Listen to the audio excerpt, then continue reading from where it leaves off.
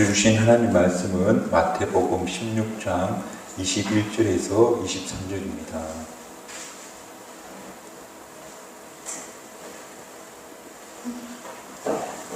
제가 공독해 올리겠습니다.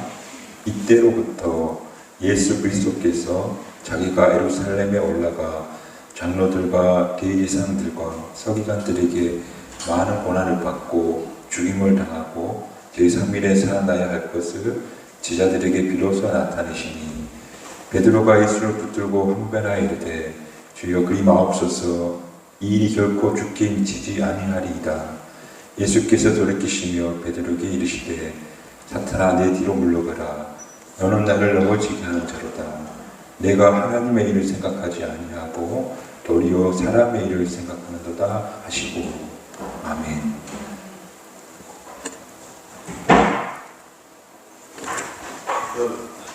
동화작가 권정승 선생님 동화 중에 하나님의 눈물이라는 짧은 이야기가 있습니다.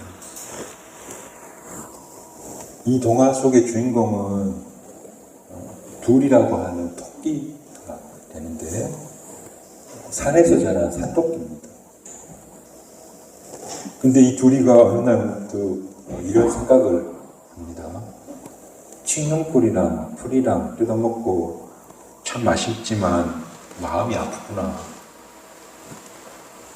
뜯어먹은 것은 모두 없어지고 마니까 마음이 아파서 풀을 뜯어먹지 않는 겁니다.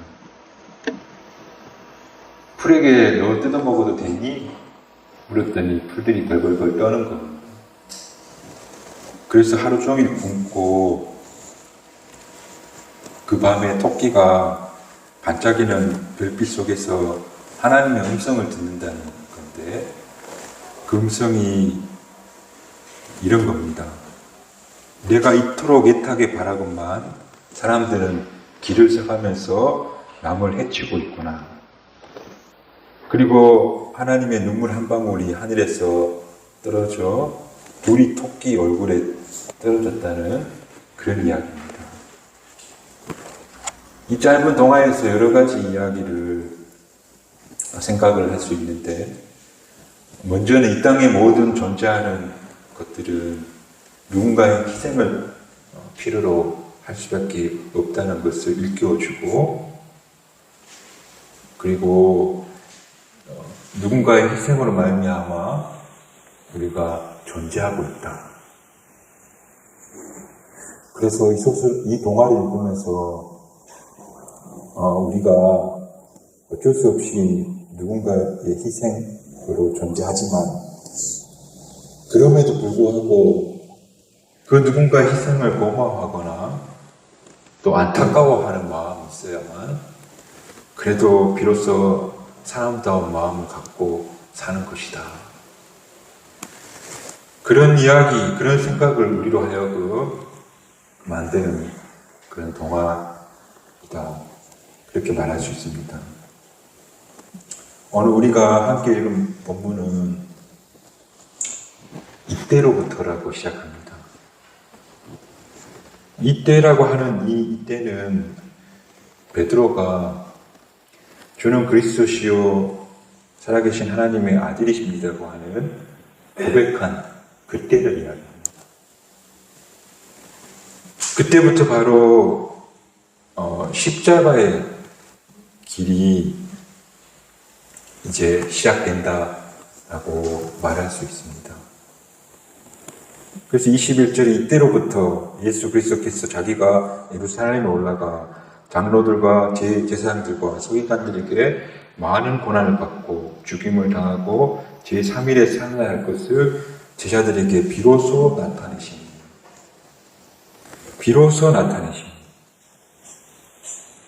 바로 제자 베드로의 고백 후 비로소 당신이 십자가의 길을 걸어가겠다는 것을 말씀하신다. 당시 예수님을 따르는 사람들을 두 부류로 나눌 수 있는데 첫 번째 부류는 복음서에서 나오는 바와 같이 무리들, 예수님이 기적을 베푸고 병자를 고치고 귀신을 내쫓고 그래서 따르는 무리들. 그 무리가 얼마나 될지는 추측한데 5병이었대 5,000명을 먹이잖아요. 5,000명 이상이 되는 그런 무리가 예수님을 따랐고, 그리고 또 한 부류는 바로 제자들. 우리 제자라고 하면 12명 부르심 받은 제자만 있다고 생각하는데, 누가복음 8장 1절에 3절 보면 예수께서 성과 마을을 두루 다니시고 하나님 나라를 선포하시는데, 그 복음을 전할 때 12제자와 함께 하였고, 또 병고침을 받은 어떤 여자들, 막달리아라고 하는 마리아와 또 헤롯의 청지기 구사의 아내 요한나, 수산나, 또 다른 여자들과 함께 하였다. 그러니까 예수님 일행뿐만 아니라 예수님 곁을 지키는 여러 사람들이 있었다. 또 사도행전 1장 21절 이하에 보면 항상 우리가 함께 다니던 사람 중에 하나를 세워 마띠아를 뽑게 되는데, 가론자 대신 항상 우리와 함께 다니던 사람이 있었다는 것. 예수님과 늘 동행하면서 예수님의 손길을 느끼고 그 말씀을 듣던 사람들이 있었는데, 그들이 바로 예수님의 제자 공동체다. 그러니까 오늘 베드로가 예수는 그리스도십니다는 이 고백은 예수님과 함께 따르던 여러 제자들 중에 가장 성격이 급하고 가장 나설 줄 아는 주저함이 없는 베드로가 예수는 그리스도입니다라는 고백, 그 개인의 고백이 아니고 바로 제자 공동체가 예수가 그리스도십니다는 그 고백을 한 후에 그때로부터 바로 비로소 십자가의 길을 나타내신다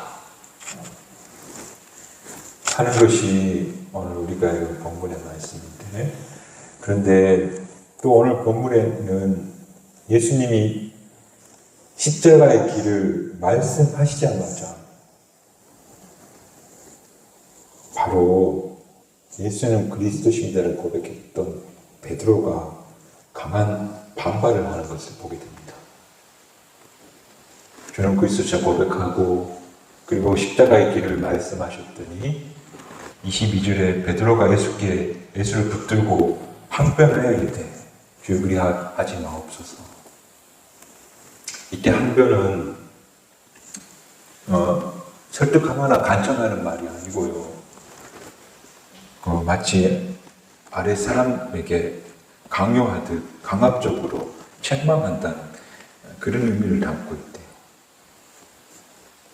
그리 마옵소서. 조금 전까지 그리스도십니다라고 고백했던 베드로가 이렇게 강하게 반발하는 이유가 뭘까? 먼저는 사랑하는 선생님이 돌아가신다니 그 받아들여지기 어려웠고 그래서 안 됩니다 했을 수도 있겠지만 더 큰 이유가 감춰져 있습니다. 왜 예수님이 몸을 들이켜서 엄하게 질책하는데 사탄아 물러가라. 너는 나를 넘어지게 한다. 단순히 사랑하는 선생님을 위하는 한편이었다면 괜찮다 타일렀을 텐데 사탄아 물러가라. 이 표현은 마태복음 4장 예수님이 공생에 시작하기 직전에 사탄의 유혹을 물리칠 때 하는 매우 강한 표현인데, 너는 나를 넘어지게 한다. 너는 지금 사탄의 하수인이 되어서 내가 가고자 하는 길에 장애가 되고 있구나 하며 책망하시는 그런 모습이 있고, 그 다음에 하시는 예수님 말씀이 바로 제 아들 마음에 감추어진 마음인데, 네가 하나님 일을 생각하지 않고 사람의 일을 생각하고 있구나. 말하자면 하나님이 하시고자 하는 일을 전혀 이해하지 못하고 사람의 방식대로 생각하고 있구나. 그 말씀인 거죠. 그도 그럴 것이 하나님께서 하시고자 하는 일을 제 아들은 여지껏 본 적도 없고 상상해 본 적도 없던 어려운 일이었기 때문에 그렇기 때문에 그들은 항변했던 것이다. 그렇다면 이때 그들이 사람의 생각하는 방식은 뭘까? 사람들이 살아가는 그 당시의 방식과 생각은 어떤 걸까? 당시 세계를 정복한 국가는 로마가 큰 제국이죠. 광대한 제국을 거느렸는데 그들은 전쟁을 일으켜서 약하다고 또 사람을 노예로 삼아 부리면서 번영한 시대. 인류 역사에 참 드물게 놀라운 번영을 누렸는데 근데 그 번영은 모두가 누군가의 희생, 그 희생을 바탕으로 한 것이었다. 유대인들도 그들이 꿈꾸는 구원자, 바로 로마의 황제처럼 승리자, 정복자가 오기를 바랬는데, 그래서 다윗과 같은 그리스도를 기대하고, 그리고 그 그리스도께서 오셔서 로마의 압제로부터 구원시켜주고, 그리고 주변의 민족을 정복해서 다시금 유대의 이스라엘의 황금기를 열어줄 것을 기대하고 있었던, 나를 위해 혹은 우리를 위해 남을 정복하고 희생시키는 그런 그리스도를 기대하고 있었다는 거예요. 그러나 하나님께서는 예수님을 통해서 이루고자 하는 일은 그 반대였죠. 그러니까 사람의 방식은 남을 희생해서 세우는 답이라면 예수님을 통해서 하나님께서 하시고자 하는 일은 남을 위해 나를 희생하는 희생의 제사로 세우려고 하는 말입니다. 그게 하나님의 하시고자 하는 일, 하나님의 계획, 사람의 방식과는 정반대였던 하나님의 일이었다.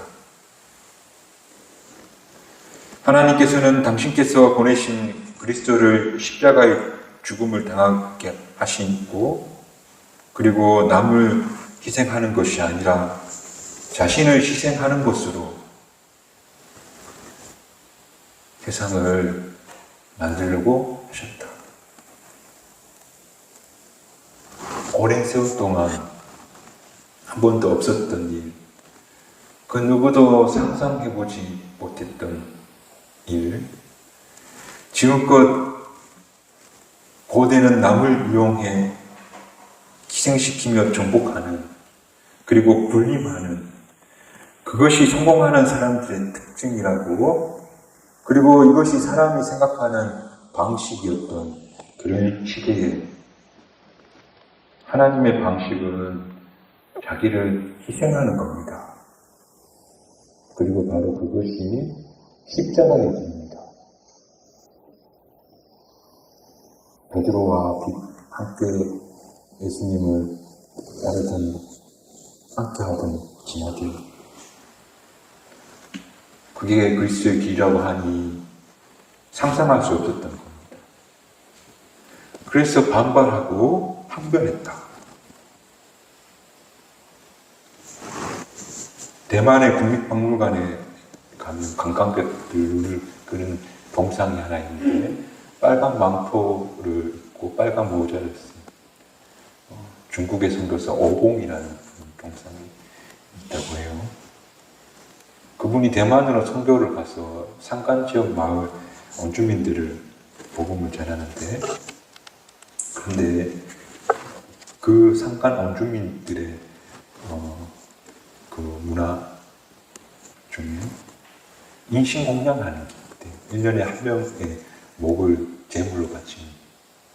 오봉 선교사님이 그 지역에서 존경을 받는 자리까지 섬기고 헌신했는데, 그분이 그걸 못하게 막았대요. 한 2년쯤 지나고 3년째 되니까 더 이상 막지를 말로 못하는 거예요. 당장이라도 나가서 사람을 죽이듯 한 그런 원주민들을 보면서 오봉 선교사가 한 결심을 하고 이런 이야기를 해요. 내일 새벽 어느 산 기슭에 가면 빨간 망토와 빨간 목자를 쓴 사람이 묶여 있을 텐데 그의 목을 제물로 바치십시오. 그래서 사람들이 막 놀러가서 빨간 망토, 빨간 모자를 쓴 누군지 알 수 없는 사람의 목을 베는데, 근데 베고 나니 그들이 사랑하고 존경하는 오봉 선교사였다. 그리고 그 후로 사람 주교 제사를 드리는 악습이 결국 그치게 되었다. 그게 대만 국립박물관에 남아있는 동상이라고 해요. 그 이야기를 듣고 나니 십자가의 죽음을 앞두신 예수님 말씀이 떠오르는데, 요한복음 12장 13절 말씀이에요. 내가 진실로 너희에게 이르노니 하나를 이 땅에 떨어져 죽지 아니하면 하나 그대로 있고 죽으면 많은 열매를 맺느니라. 하나님 일하시는 방식이라는 것은 바로 예수님 십자가에 죽으신 오봉 선교사가 죽는 그 이야기인 거예요. 십자가는 하나님 자기 희생이죠. 죄로 얼룩진 세상을 씻어내기 위해 하나님의 아들이 친히 속죄의 제물로 되어진 사건. 우리가 그러므로 교회의 십자가를 바라볼 때마다 스스로 희생하신 하나님의 지극하신 사랑을 헤아려 보는 그런 저와 여러분 되시기를 주님의 이름으로 축복합니다. 한 주간 물끄러미 십자가를 바라보며 머물러 보는 시간을 가져보시기 바랍니다. 스스로 희생 제물이 되어 십자가를 지시겠다고 결심한 그분의 마음을 한번 헤아려 봤으면 좋겠습니다. 양손에 못이 박히고 살이 찢기고 뼈가 으스러지는 고통의 십자가를 향해 걸어가시는 그 예수의 마음을 우리가 가끔이라도 새겨보았으면 좋겠습니다. 어쩌자고 예수님 그 길을 가셨습니까? 한번 스스로에게 물어보는 그런 그리스도인이 됐으면 좋겠습니다. 설교 함께 불러볼 찬송가 143장 웬 말인가 날 위하여 주 돌아가셨나, 왜 눈에인가 그 사랑 그셔라. 십자가를 바라보면서 자기 희생, 지극한 하나님 사랑 깨달아보는 저희들 됐으면 좋겠습니다. 언젠가 수요일날 이수철 목사님의 새신자반 한 장 한 장 함께 나눈 적이 있는데, 그때 한 이야기가 설교를 준비하면서 기억이 났는데요. 이수철 목사님이 한국전쟁이 막 끝나고 난 후에 폐허 속에서 어머니와 함께 고향 집을 기차를 타고 내려가는데 기차가 다 파손됐으니까 달리는 가운데 바람이 그냥 그대로 다 들어오는 겁니다.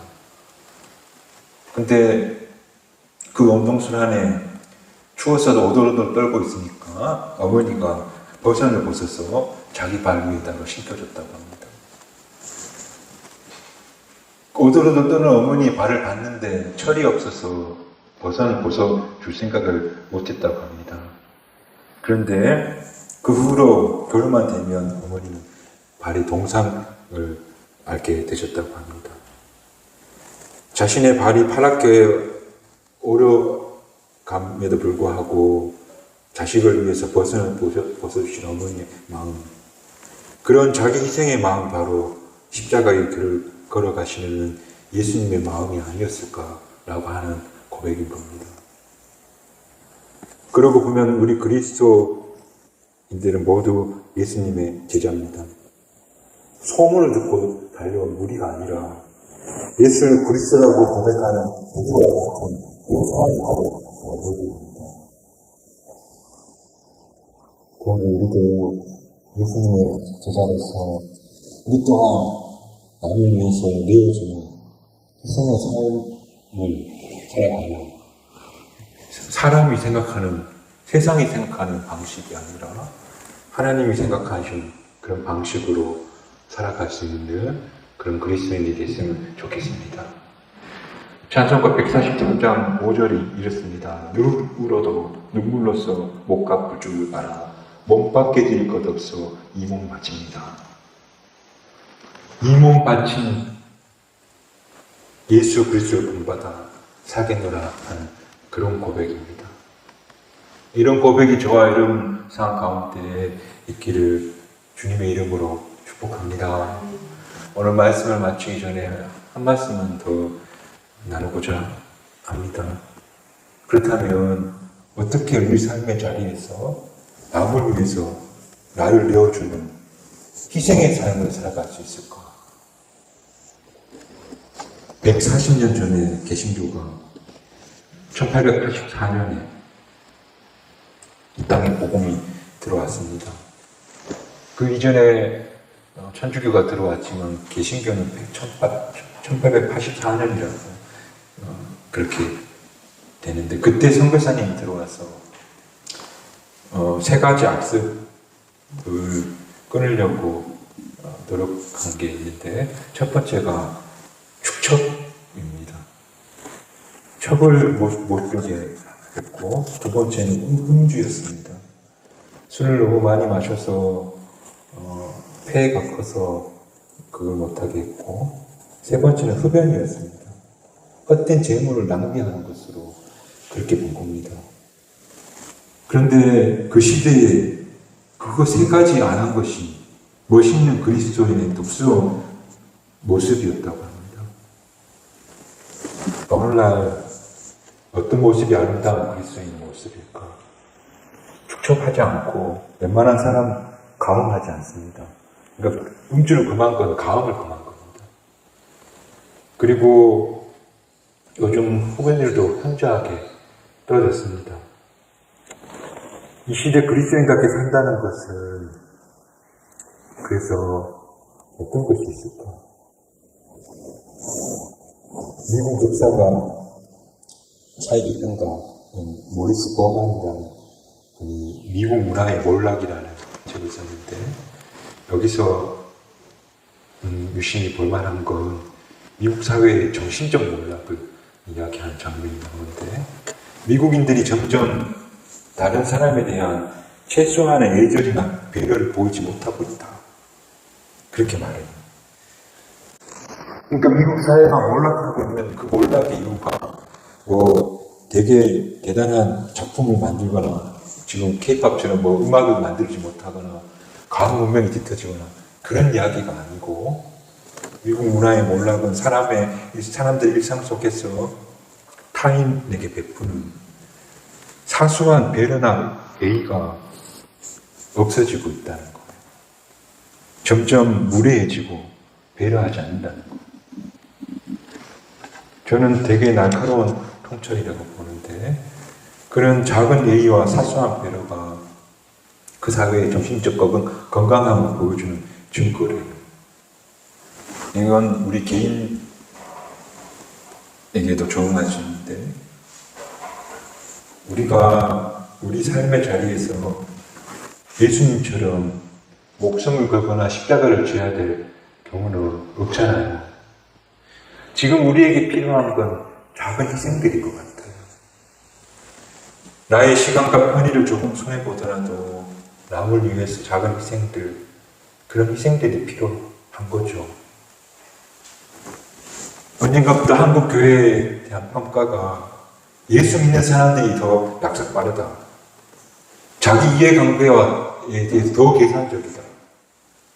그렇게 말해요. 안타까운 거죠. 오히려 그리스도인이라면 자기가 좀 손해보고 감수해야 되는 거. 우리 시대의 참된 그리스도인은 우리 작은 희생을 통해서 남을 유익하게 하고 기쁘게 하는 사람이 아름다운 그리스도인. 나를 위해 남을 이용하고 희생시키는 건 사람의 일하는 방식이.